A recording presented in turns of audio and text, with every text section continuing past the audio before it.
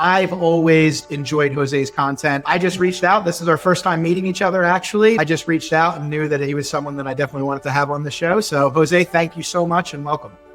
Thank you. Thank you, Sean. Thank you for reaffirming my content. You see it that way. Thank you so much for that. Sometimes we do it and don't realize the impact that it's. I'm not the best at always smashing that like button, right? I tell that, and actually that's a little thing is, I tell that to people about content creation all the time.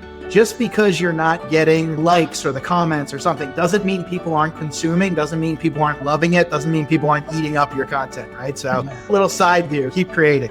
And it's also good to get a sense of how people are perceiving it, right? Maybe asking for feedback and letting people tell you how they're perceiving you, especially people that don't know you. Absolutely. Yeah, and reaching out and Absolutely. at some point asking how that's coming through. So I'm pretty excited that that's the way it's being perceived. Thank you for that. Yeah, no, it's great, man. As we always do, we're going to start early. So, Jose, if you can start us from the beginning, tell us a little bit about childhood, where you came from, hopes and dreams, all that kind of stuff. Get us started. All right. That's exciting to me to start there and to have that opportunity to be able to speak into that. Childhood. I am born in Nicaragua, 1981. Post-Civil War here in the country. So we were born in being a father today. I can't imagine what my parents were going through in that moment here in the country. 2 siblings, older siblings, 4, but my sister and my brother, then me, then my younger sister. And so we're born in Nicaragua, post-Civil War, into a communist government that was aligned with Russia and the whole communist bloc, Cuba.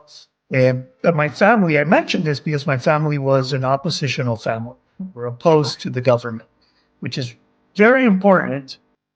By moving forward in time, my grandfather's brother was president of Nicaragua. In 2001, 2002, he became president, but he was always an oppositional leader since back in the 80s, which actually didn't make it easy for us. So we had to leave the country in 1986. We left and we went to live to Missouri. Well, I lived in St. Louis, Missouri. All right. My grandma is actually from St. Louis. Okay. So my grandma is Irish American. Patricia Davis, where my grandfather went to live to study in St. Louis University. He met my grandma. They got married. So I have roots both in Nicaragua and in St. Louis, Missouri.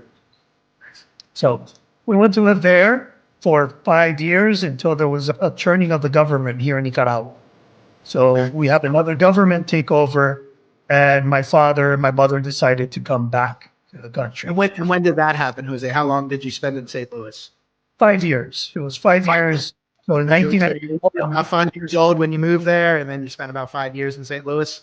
Yeah. So I was about 5 years old when we moved to St. Louis, 5 years there, came back.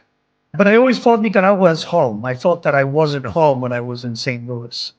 So when I came back, Nicaragua was a very enchanting country. There's a lot of freedom, even though it's not political, but there's a lot of freedom to go outside, to go in the mountains, to go in the ocean. There's oceans, there are lakes, there's volcanoes.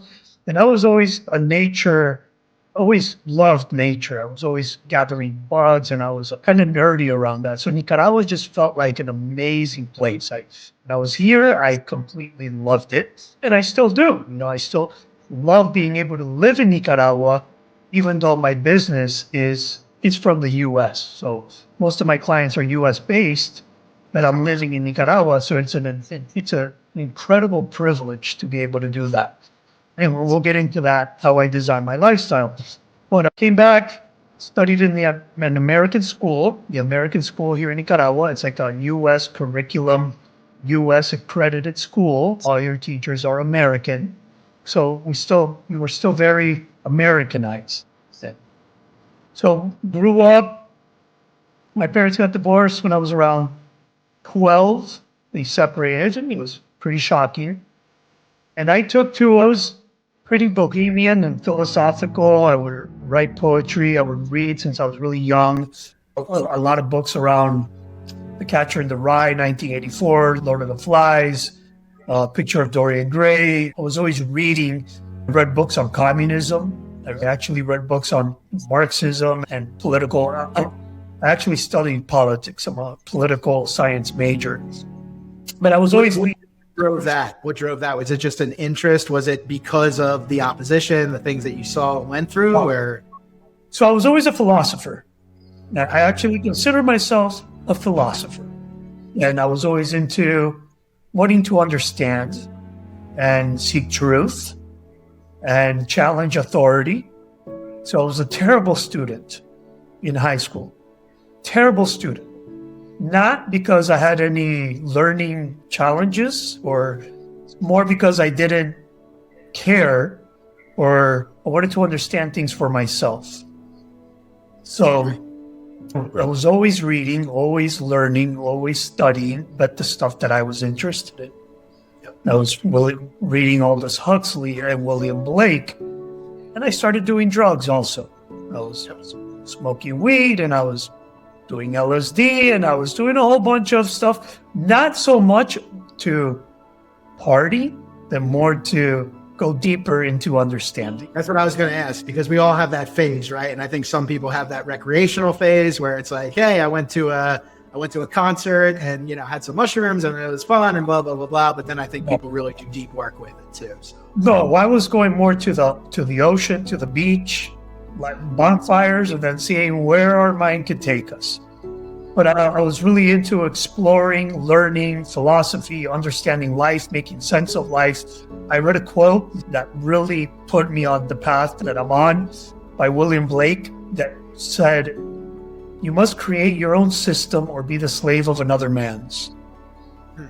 And so I really took that to heart. I was like, okay, I'm a teenager, and I'm already thinking, I'm going to create my own system. I'm not going to abide by anybody else's system. I'm going to figure this out. And I became a rebel without a cause. It got me into a lot of trouble. I was doing drugs. I was rebelling against the school. I was getting bad grades. I was giving my mother a hard time, like really hard time. And really challenging and pushing the edge until I turned 21, where I had an awakening, I had a moment, and I, for myself, discovered that it wasn't taking me anywhere, that it was meaningless what I was doing, that's not what I was wasting my life away. Was there a specific event that triggered that, Jose, or was it just one day you woke up and it just kind of came to you as a thought? I think since I was already a big thinker and really reflecting and going introspecting, that when I would wake up after these parties or these moments, I felt empty. I was like, yeah, when I'm high, it's all good. But when I'm not, it's all like meaningless. What's the purpose? What's the purpose? So I was creating suffering. When I wasn't consuming or when I wasn't high, I was suffering. Like, what's all this for? I had gotten to a place in my mind where I felt I've done everything. I know everything. And little did I know that I had done nothing and I knew nothing. So there was cognitive dissonance there where I thought I knew everything, and in reality, I felt like I knew nothing.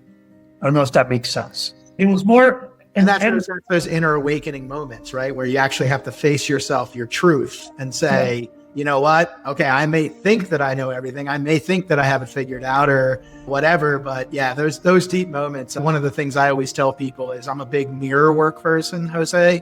So I do a lot of mirror work. At least once a day, I'm in front of the mirror and I say things. And I tell people are like, oh, I'm not a salesperson, but I'm working on an elevator pitch and things. And I'm like, listen, look yourself in the eyes in a mirror and say your pitch. And the day you leave yourself is the day you're ready to go out and market yourself to the market, right? And it's like, because if you don't believe it in yourself, if it's not your truth, you can try to fake it till you make it, right? But we all know that we all get found out at some point. Right? So. Yeah, and that's a great way of seeing it, because I was faking it. Unless I had some substance that made me feel confident and all-knowing and whatever, when I wasn't there, I was like miserable. And on the surface, you're super happy, right? People see you and Jose, he's the fun party guy. Things are great. His life must be great. He's surfing. He does this. He does that. But again, above the iceberg, right? That's what people see up here. They didn't see anything down here.